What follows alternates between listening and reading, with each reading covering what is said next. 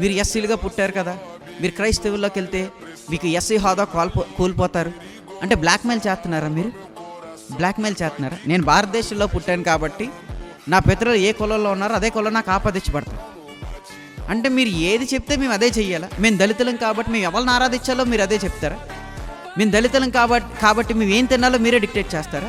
మేము దళితులం కాబట్టి మీ ఏ కారులో తిరగాలో మీరే డిక్టేట్ చేస్తారా? మేము దళితులం కాబట్టి మా ఇల్లు ఎలాగుండాలో మీరే డిక్టేట్ చేస్తారా? మేము దళితులం కాబట్టి మేము కింద వర్ణాలకు చెందిన వారం కాబట్టి మీ ఏం చదువుకోవాలో మీరే చెప్తారు, ఏం తినాలో మీరే చెప్తారు, ఆఖరికి మా విశ్వాసం ఏం ఉండాలో కూడా మీరే చెప్పేస్తారా? మీరు క్రైస్తవులుగా మార్చబడితే మీరు ఎస్సీ కులంలోంచి బయటికి వెళ్ళిపోతారు.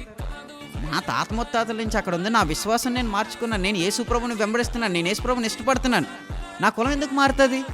నేను మతంలోకే వెళ్ళలేదు కదా. యేసుక్రీస్తు ప్రభు కులమే కాదు, మతమే కాదు, నా విశ్వాసాన్ని నేను కాపాడుకుంటున్నప్పుడు నాకు నచ్చిన విశ్వాసంలోకి వెళ్ళే హక్కు నాకు రాజ్యాంగం ఇచ్చినప్పుడు నువ్వెవరు మార్చడానికి? ఒక ఆయన ఇలాగే అన్నాడు, క్రైస్తవులుగా ఉన్న వాళ్ళు ఎస్సీలు కాదు, వారికి రిజర్వేషన్లు తీసేయాలి.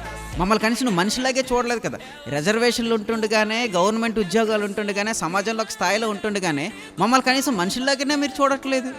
మా కార్లు పార్క్ చేసుకోవడానికి ప్లేస్ ఎవరు, మా ఇల్లు కట్టుకోవడానికి ప్లేస్ ఎవరు, మమ్మల్ని మనుషులుగానే చూడట్లేదు కదా. మేము వర్క్ చేసే వర్క్ ప్లేసెస్లోనైనా ఎక్కడికి వెళ్తే అక్కడ పేరు పడి చెప్పేస్తారు కొంతమంది, ఓహో మీరు ఆల్లా, దూరంగా ఉండమ్మా కొంచెం.